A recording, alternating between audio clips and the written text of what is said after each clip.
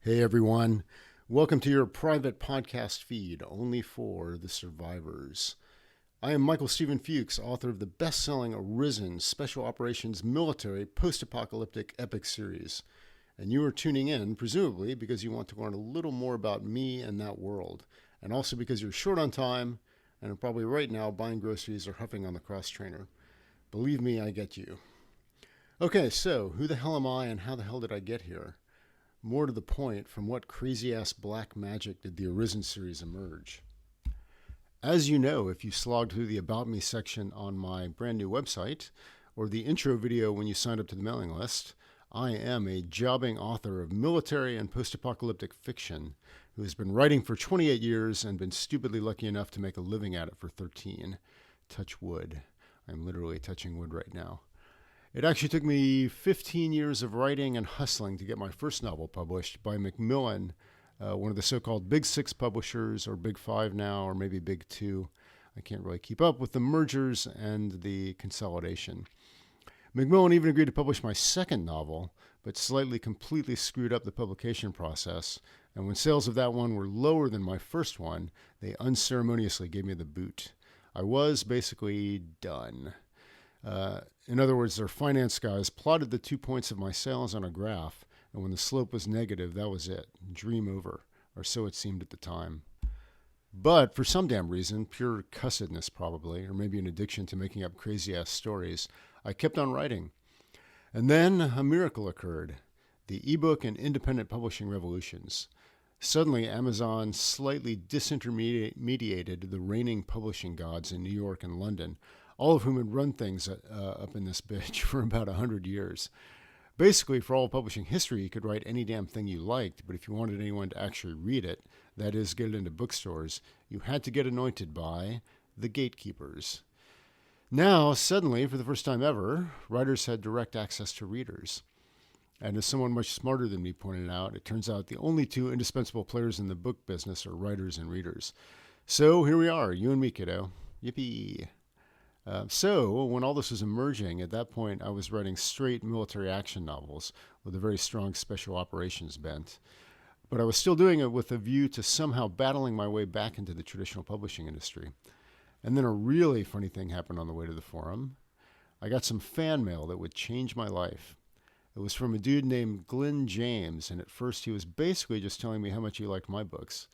We started chatting, and it soon became clear that not only was he a writer himself, but he was publishing books on Amazon and actually making a shitload more money than I was. So let's call that a wake-up call. And then he hit me with this, and I'm going to quote. I'll spare you the accent. He's English. I'm American, mostly American anyway. But what he said was, quote, "Whilst I was walking home from the pub, the idea for a novel popped into my head. One that would need both my horror zombie writing and your high-octane combat thriller writing to make it work well, with lots of space for the philosophical thoughts that you add to your novels and plenty of space for quiet, chilling moments that I like in mine. We are both working on sequels to our books, so it couldn't happen right now, but if the idea interests you, I think I have an idea that might work, and even an idea of how we could do it." My immediate response to this was, and I quote again, "No." Then, after giving it approximately 2 seconds thought, my response became, "Yeah, sure, why the hell not?" The idea seemed interesting, and honestly, I didn't have that much to lose at that point. So we started tossing story and character ideas around while we were both working on our own books. And then, in the glorious fires of spring of that year, we both got to a place where we could work seriously on it and started co-writing like maniacs. After 12 furious and full-on weeks, we found we had finished not one but 2 books, the first 2 books in the ARISEN main series. We put them out there, and then Glenn worked a little bit of his digital marketing magic, which unfortunately is still totally black magic to me.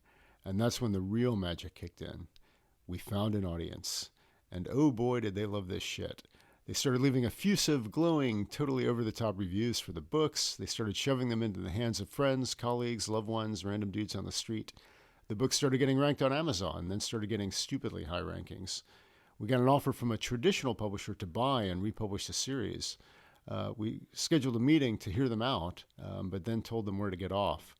I, for one, had just escaped my former publishing overlords in New York and London, who had honestly never done a damn thing for me, certainly not given me a full-time writing career. So what the hell do we need these guys for?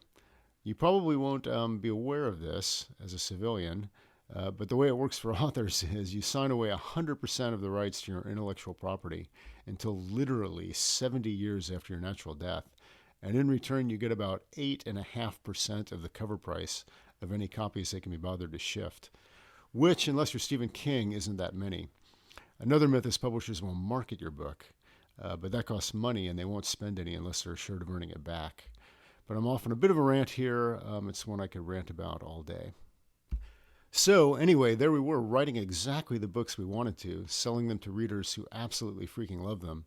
And before long, we were actually making enough money to live on doing it. What the hell else do we need? Well, audiobooks, it turned out. We also got an offer from a new and upcoming audiobook publisher to buy the audio rights. But again, we were pretty pleased with ourselves being totally independent, and we figured we could do our own damned audiobooks, thank you very much. So we told them where to get off too. But then a little while later, they came back and made another offer, one with a pretty significant advance. We said no again, but when they came back a third time, I think we just got tired of turning them down. And also, we realized we weren't actually doing anything with the audio rights ourselves. So for the second time, I said, okay, what the hell, why not? And that little up-and-coming audiobook publisher turned out to be Podium Audio, who, just about that very minute, shot to, let's call it prominence, by publishing the audio edition of, let's call it the little publishing phenomenon known as The Martian. Yes, the freaking Martian, the little one that got turned into a film by Ridley Scott with Matt Damon. And they went ahead and gave the ARISEN audiobook project to the same dude who had narrated The Martian, namely the man we now know as the immortal and incomparable R.C. Bray, who basically became one of the biggest and best audiobook performers in the business, with a following so diehard that, let's put it this way, when I had some of my early books narrated by someone else, all the Bray fans made me really wish I hadn't. They kind of tore my other narrator a whole series of new ones in their reviews. So they swear up and down by Bray and say stuff like how if he read the phone book, they'd download it, and how he makes every other audiobook performer sound like 5 miles of bad road. So yeah, once again, we basically completely lucked into an outrageously great situation. Now, far down the road, the ARISEN audiobooks have sold over 500,000 copies, with another 1 million or so of ebook and paper editions. And the ARISEN audio fans are so rabid, they actually honestly scare me sometimes. But also, God, do I love them. God bless you, audio fans.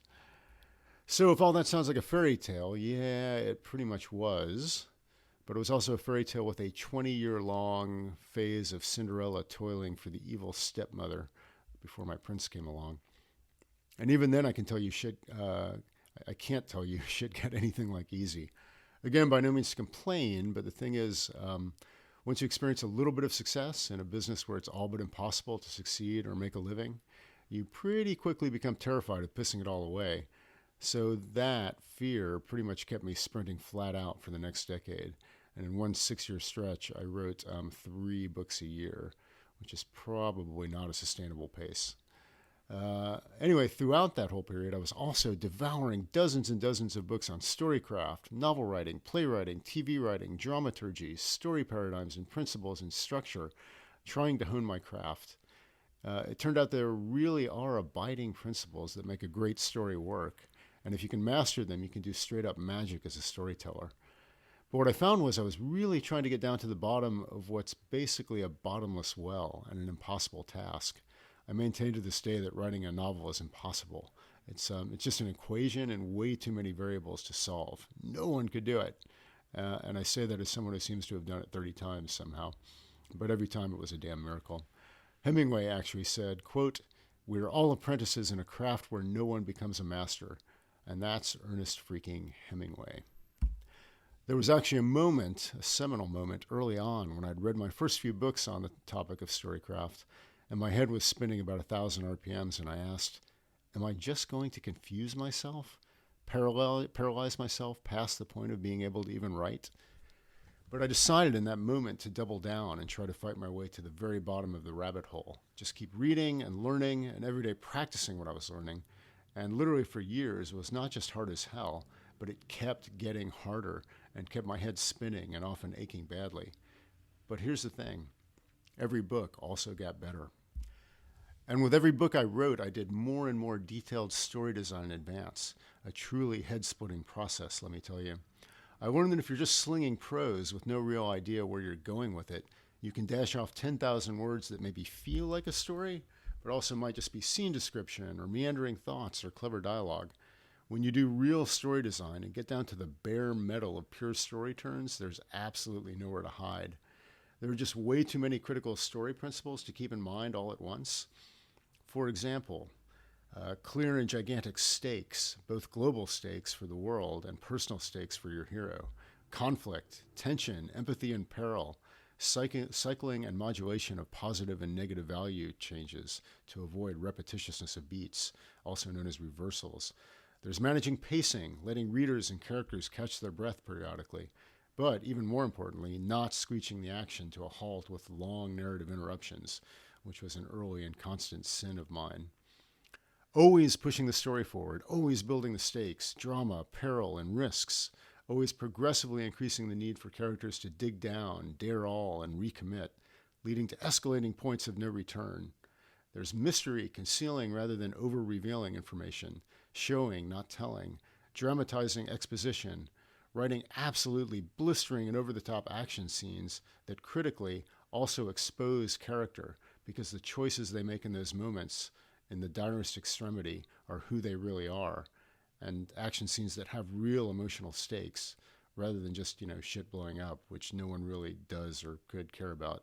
We've all sat in Hollywood movies where the whole world's exploding and you just don't care.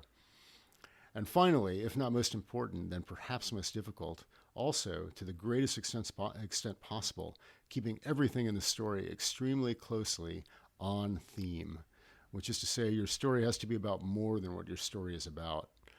In Hollywood, there's an old saying, if your story is about what your story is about, you're in deep shit.